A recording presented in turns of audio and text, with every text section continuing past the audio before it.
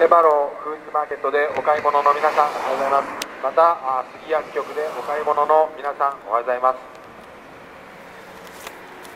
航空実験棟でございます。今日はこの場をお借りしまして、航空実験棟が凱旋活動をさせていただいております。どうぞよろしくお願いいたします。さて、今日はテレビでも今日やっておりましたけども、お隣の国北朝鮮、ここの問題をお話ししてまいりたいと思います。皆様ご存知のように、北朝鮮、今大変国際的に追い詰められた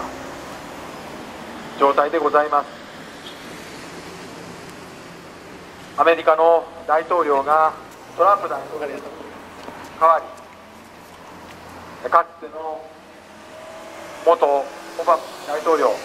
マ元大統領の頃のような弱腰な姿勢ではなくなりつつあります。現に今、この北朝鮮空母が3隻配置され、そして原子力潜水艦も配置されつつあるということでございます。そしてアメリカの高官においては、もしシリアの時のようなデッドラインを越えたら、アメリカとしては先制攻撃を辞さないということをはっきり国際社会に向かって述べております。このデッドライン、シリア戦争では化学兵器を幼い子供に使ってしまった、民間市民に犠牲者が出た、これをもってデッドラインとトランプ大統領はお話しされました。北朝鮮問題ではこのデッドライン、6回目の核実験、あるいは大陸弾道弾ミサイル、つまりアメリカに届く性能のあるミサイルを実験したら、これはもうデッドラインなんだと、アメリカをいつでも狂った指導者がボタン一つでアメリカ国民を脅すこと、これをアメリカは許さない、こう述べているわけでございます。今、日本はどういう立場にあるか、アメリカのデッドラインというものをすでに簡単に乗り越えていっております。もうすでに EEZ 排他的経済水域、日本の一部の主権が及ぶ地域にもう何回もミサイルが発射され撃ち込まれております。これがこの日本という国がアメリカの立場に立ってみれば、もうすでに先制攻撃しなければいけないような危機的状況、これが今の日本なんです。皆さんどうでしょうか。テレビで北朝鮮情勢詳しく報道されてますでしょうか。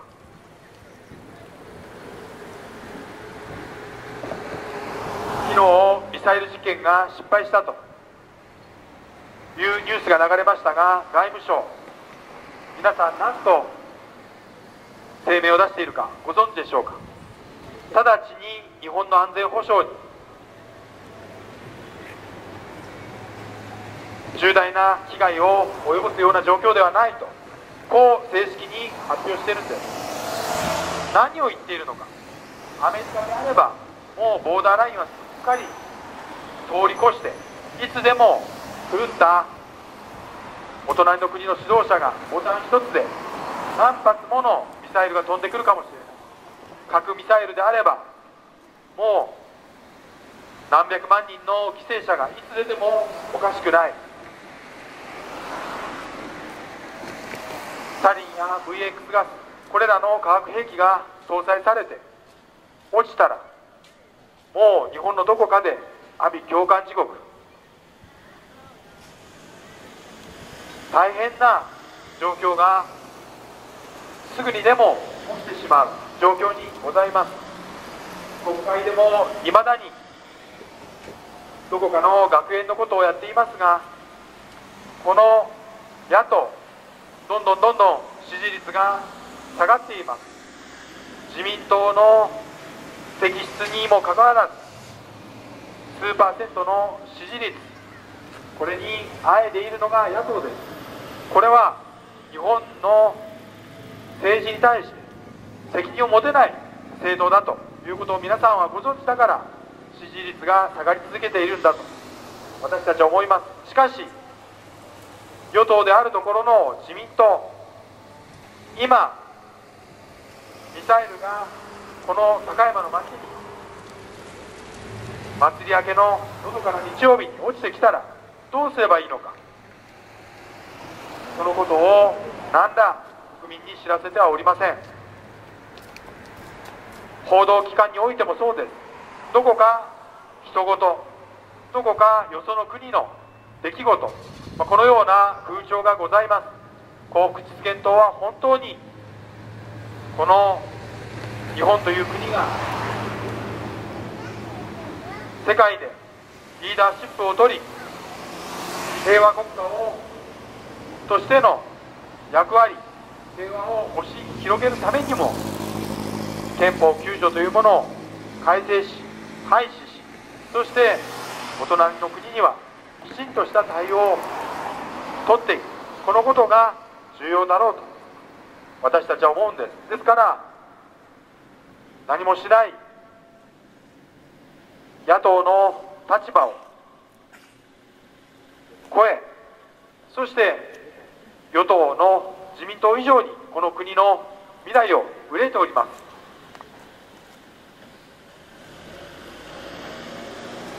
一説によりますと、日本に届くミサイル、これは50発以上同時に発射できる体制が整いつつあるという情報もございます。今アメリカがレッドラインを越えられ先制攻撃を仕掛けた際、先制攻撃で全てのミサイルを破壊できればこれは一番いいんでしょうけれども、50発この日本に着弾する可能性のあるミサイルがある。そして日本どのような体制が取られているか、今日本海に展開されているイージス艦、これは2隻と言われております。3発の迎撃ミサイルが搭載されております。小学生の計算で分かるように50発のミサイルを防ぐことはできない。 100% の命中率であっても16発しか防ぐことができない。そして日本の防衛体制 PAC3 というものがありますが、この射程距離というのは20キロから30キロと言われております。この南北に長い日本をどうやって守ることができるのか、甚だ不思議ではございます。どこかにミサイルを発射すると言って、そこにぞろぞろと PAC3 を何十台何百台並べるんでしょうか。そんなことは不可能なんです。ですからアメリカに頼るしかない、この脆弱な防衛体制、これが日本の現状です。そして日米安保で守られているからと言いますが、ミサイルが発射されてから日本を守ってくださいとアメリカにお願いするのでしょうか。もう手遅れだと思います。核ミサイルが発射したとき、それは大統領令で迎撃することはできます。しかし通常戦力であれば議会の承認がいるということもございます。ですからやはり第一義的には自民党である自民党の与党である自民党、この政府が日本を守る体制を取らなければ皆さんの生命安全、財産を守ることはできない、このようなことでございます。幸福実現党はまず皆さんの生命、財産、安全、そして文化伝統というものを守っていきたい。宗教政党としてこの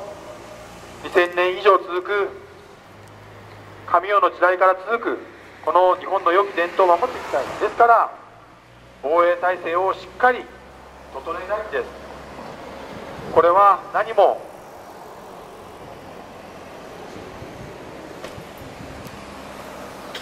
世界的に見て特別なことを言っているわけではないんです。むしろ今の政府が頼りない、世界的に見てどうしてこんなことになっているんだと見られていることを皆さんお気づきになれば、幸福実現党の政策支持が広まるものと期待しております。どうか私たちになお一層のご支援を賜りますことをお願いしまして、今日の凱旋活動を終わりたいと思います。ご清聴ありがとうございました。失礼いたします。